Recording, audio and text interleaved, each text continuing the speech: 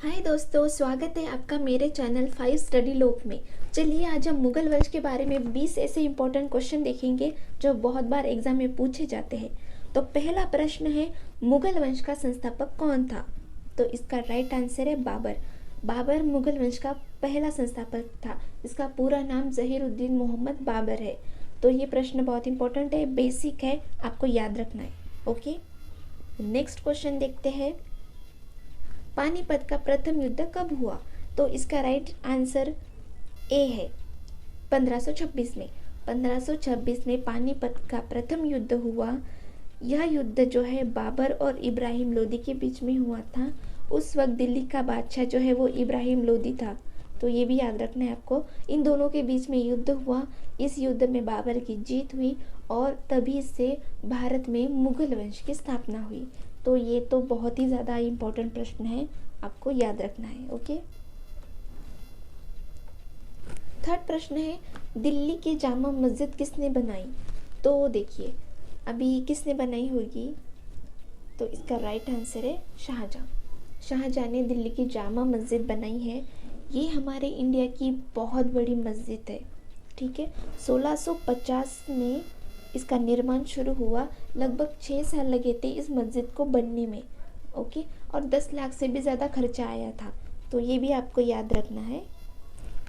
अगला प्रश्न देखते हैं, बादशाह अकबर किसके बेटे थे? तो इसका राइट आंसर है हुमायूं। बादशाह अकबर हुमायूं के बेटे थे। पर देखिए, इसमें कैसा है कि इसमें मुगल वंश में छः बहुत इम्पोर्टेंट बादशाह है। ओके, तो सबसे पहला है बाबर, देन बाबर का बेटा हुमायूं, ये दूसरा मुगल बादशाह है। उसके बाद हुमायूं का बेटा अकबर, अकबर तीसरा मुगल बादशाह है। उसके बाद अकबर का बेटा है सलीम, सलीम चौथा मुगल बादशाह है। देन सलीम का बेटा शाहजहां, शाहजहां पांचवा मुगल बादशाह है। और शाहजहां का बेटा औरंगज़ेब, औरंगज़ेब ये 6 नंबर का मुगल बादशाह है। तो देखिए, पहला है बाबर, हुमायूं, अकबर, सलीम, शाहजहां, देन औरंगज़ेब। ये सीरियल वाइज है, ये आपको याद रखना है। तो चलिए अगला प्रश्न देखते हैं, बुलंद दरवाज़ा किसने बनवाया था? तो इसका राइट आंसर है अकबर ने। अकबर ने बुलंद दरवाज़ा बनाया तब जब उसने गुजरात पे जीत हासिल की थी। तो ये भी आपको याद रखना है, बहुत इम्पोर्टेंट प्रश्न है। अगला प्रश्न देखते हैं, सलीम और मानबाई के बेटे का नाम क्या था? तो सलीम और मानबाई के बेटे का नाम था खुसरो। देखिए, मानबाई सलीम की पहली पत्नी थी। ओके, और इनका जो बेटा है उसका नाम था खुसरो। बाद में आगे चल के 1605 में इसने विद्रोह कर दिया था सलीम के खिलाफ। ये आपको याद रखना है। ये दोनों नाम सेम है, खुसरो और खुर्रम थोड़ा। तो मैं आगे बताऊंगी खुसरो नाम कौन से मुगल बादशाह का है। तो खुर्रम जो है वो उसने विद्रोह कर दिया था सलीम के खिलाफ 1605 में, ये आपको याद रखना है। चलिए अगला प्रश्न देखते हैं, आईने अकबरी किसके द्वारा लिखी गई थी? तो इसका जो राइट आंसर है वो है सी, अबुल फजल के द्वारा आईने अकबरी लिखी गई थी। देखिए, अकबर के 9 रत्न थे, यानी कि 9 ऐसे इंसान जो उसकी लाइफ में बहुत ही ज़्यादा इम्पोर्टेंट थे। उसमें से एक है अबुल फजल। तो ये आपको याद रखना है, ये भी इम्पोर्टेंट है कि अबुल फजल जो है उसने आईने अकबरी लिखी और वो अकबर का मतलब अकबर के 9 रत्नों में से एक था। मतलब बहुत ही ज़्यादा खास कह सकते हैं उसे। ठीक है, तो अगला प्रश्न देखते हैं, दीन इलाही धर्म की स्थापना किसने की थी? देखिए, इसका राइट आंसर है अकबर। अकबर ने इस धर्म की स्थापना की थी। ये धर्म है ना, एक्चुअल में हिंदू और मुसलमान इन दो संप्रदायों के बीच में मतलब इनके बीच की दूरियां कम करे या फिर ये समझ पाए एक दूसरे को, इसी उद्देश्य से इस धर्म को बनाया गया था। और मैं आपको एक बात बताऊं, ये बहुत ही इम्पोर्टेंट प्रश्न है, इसे याद रखना है। इस धर्म का जो है मतलब इस धर्म को जो है वो बीरबल ने एक्सेप्ट किया था। ये सबसे पहला और आखिरी इंसान था जिसने दीन इलाही धर्म को जो है वो अपनाया था। तो ये भी आपको याद रखना है, बहुत इम्पोर्टेंट है। अगला प्रश्न देखते हैं, बाबरनामा यानी तुजुक-ए बाबरी कौन सी भाषा में लिखी हुई है? तो इसका राइट आंसर है तुर्की भाषा में।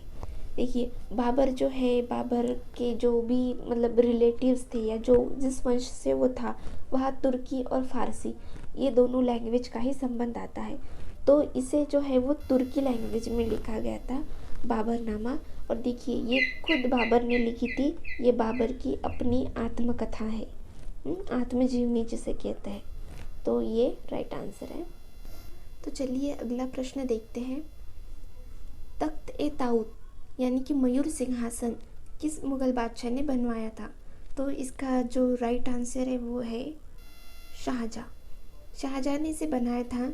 लगभग 7 साल लगे थे इस सिंहासन को बनने के लिए। ये बहुत ही कीमती रत्नों से बना हुआ सिंहासन था। तो ये भी आपको याद रखना है, बहुत इम्पोर्टेंट है।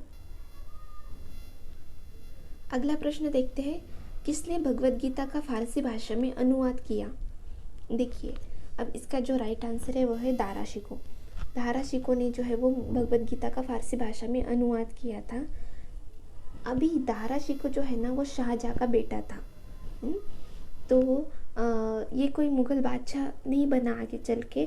तो ये आपको याद रखना है कि ये शाहजहाँ का बेटा था, शाहजहाँ का सबसे बड़ा बेटा और सबसे प्यारा था। ये कभी भी उसे अपने आप से दूर नहीं जाने देता था। ये हमेशा जो है वो दिल्ली में उसके साथ रहता था। तो ये आपको याद रखना है। और दारा शिकोह जो है ना वो थोड़ा थोड़ा ऐसा कह सकते हैं कि अकबर की तरह था। मतलब वो हर धर्म का मान सम्मान करता था।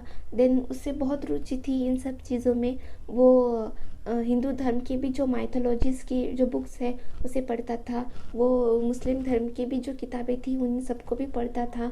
और एक कवि भी कह सकते, पोएट भी था, लिखता भी था। तो ये भी आपको याद रखना है इसके बारे में। अगला प्रश्न देखते हैं, खुर्रम नाम किस मुग़ल बादशाह का था? देखिए, अब इसका राइट आंसर है शाहजहाँ। शाहजहाँ को खुर्रम कहते थे, उनका नाम खुर्रम था। मैंने आपको बताया ना, खुसरो, खुर्रम।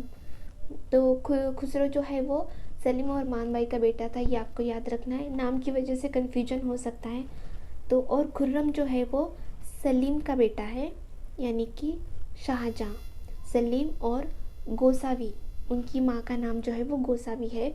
ये सलीम की दूसरी पत्नी थी। तो शाहजहाँ उनके बेटे थे।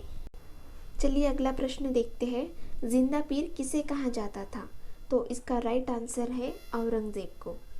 औरंगज़ेब को जिंदा पीर कहते थे।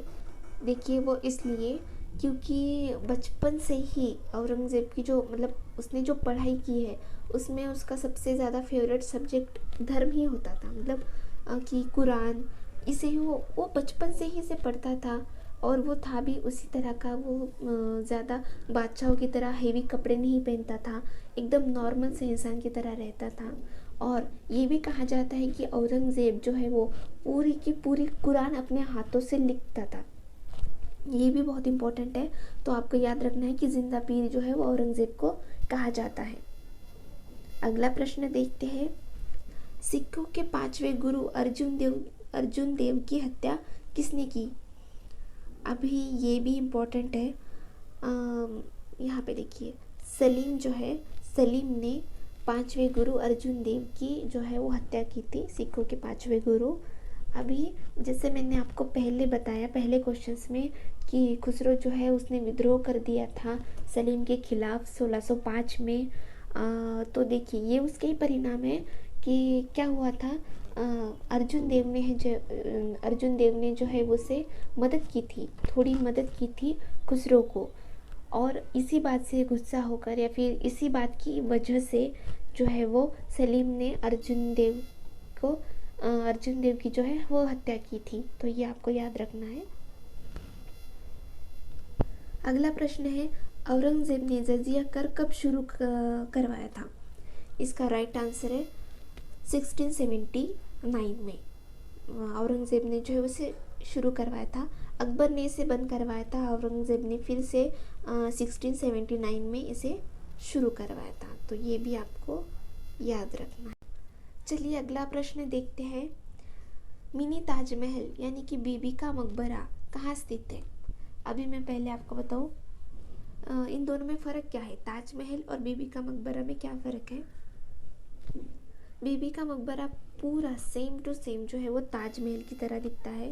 पहली बात तो ये भी सफ़ेद रंग का है, लेकिन ये किसी संगमरमर के पत्थरों से नहीं बना हुआ।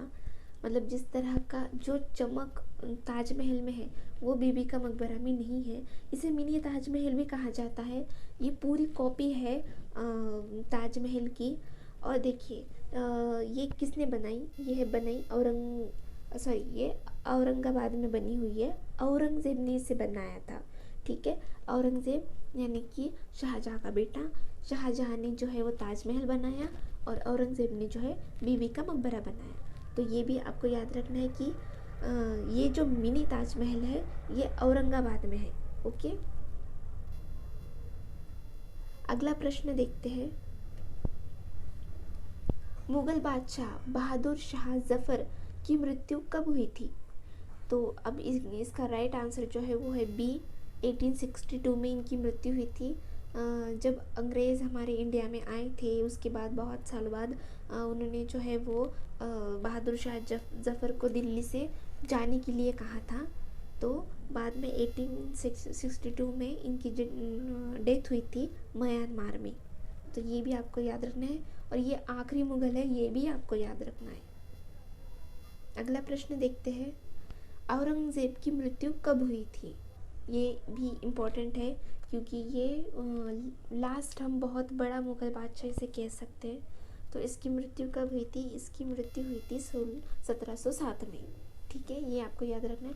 1707 में इसकी मृत्यु हुई थी, वो भी औरंगाबाद में हुई थी। अगला प्रश्न देखते हैं। प्रिंस ऑफ बिल्डर्स किसे कहा जाता है? अभी यहाँ पे इसका राइट आंसर है शाहजहाँ। शाहजहाँ को प्रिंस ऑफ बिल्डर कहते हैं।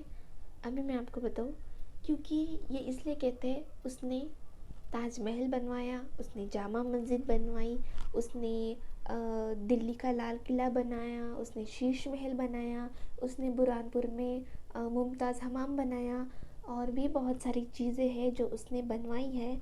बहुत सारी चीज़ें हैं, इसलिए प्रिंस ऑफ बिल्डर जो है वो शाहजहाँ को कहा जाता है। अभी इसमें बाबर ने जो है वो बहुत ख़ास कुछ बनाया नहीं है। इसका मकबरा जो है वो पाकिस्तान में है अभी।